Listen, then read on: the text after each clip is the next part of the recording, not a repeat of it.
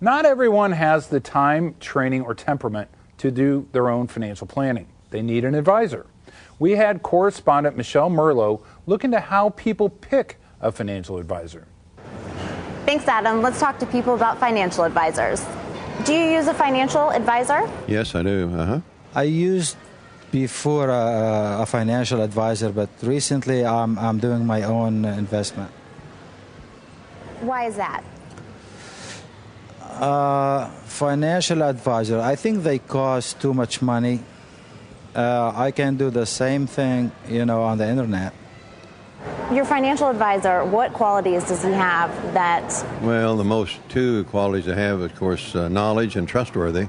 That's the two main qualities that I look for. The one that's I had an easy access to, the one that actually can give me a quick advice, the one that can actively manage my portfolio fairly on daily basis, the one that would call me back and say what's going on in the market, that kind of thing.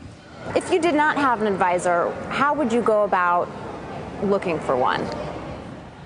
Well, probably look at the track record of the company and the advisor, what they've done. Mainly look at their track record. Most of the advisors can tell you they have a history of things they show you, and then you just have to look and choose.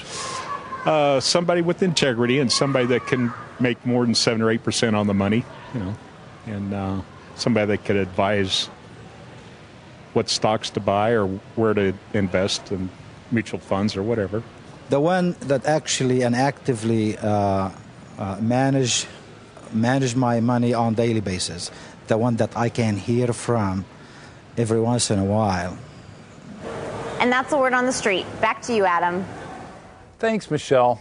For a decision as important as your investments, there are too many people who either don't use an advisor and should, or they settle for an advisor that is inappropriate for them. Let's look at that first group.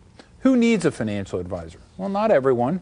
There are 3 general factors that should be considered before you decide to handle investing on your own. First, do you have the time? You need to check your portfolio for rebalancing several times each year.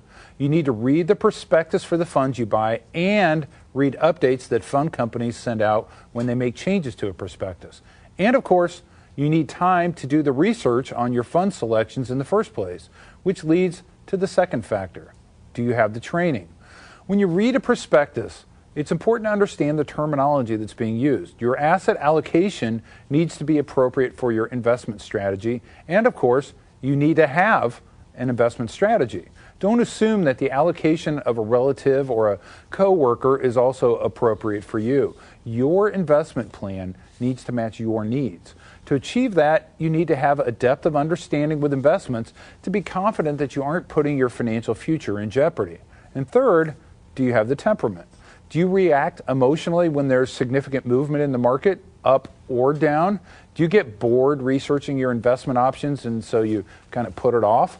Would you rather do other household chores than rebalance your portfolio? If you answered yes to any of those questions, then maybe you aren't going to make the best investment decisions. Some people have the mindset that it's irresponsible or lazy to allow someone else to handle their investments.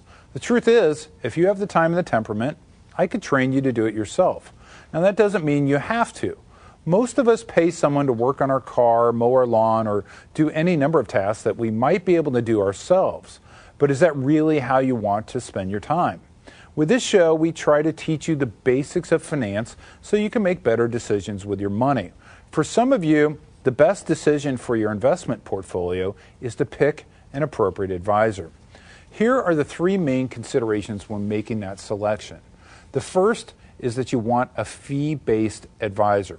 While a commission-based advisor may personally want you to meet your investment goals, their financial incentive is to sell you products. They make money by selling you funds with a load or annuities that pay high commissions. Remember, in most cases, the commissions come out of your investment and go to the broker who's making the sale, not to the company that is actually investing it. So don't assume that you're getting better investments just because you're paying more. A fee-based advisor either gets a flat fee for a consultation or, more commonly, an ongoing fee based on a small percentage of the value of your account. Their incentive is to help you meet your goals. One, because the better your investments perform, the better their compensation. They get the same percentage, but from a larger amount. So no matter how many changes they make to your portfolio, they should all be motivated by what's best for you.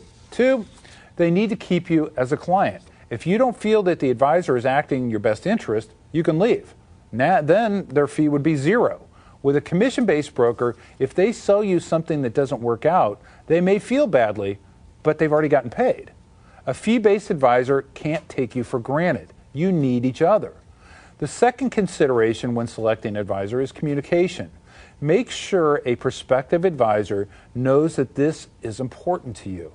You should expect outbound communication from your advisor at least twice a year, and you should be comfortable contacting your advisor if you have any questions or if there are any changes with your goals or your needs. Now, this is in addition to the account statements you receive at least quarterly.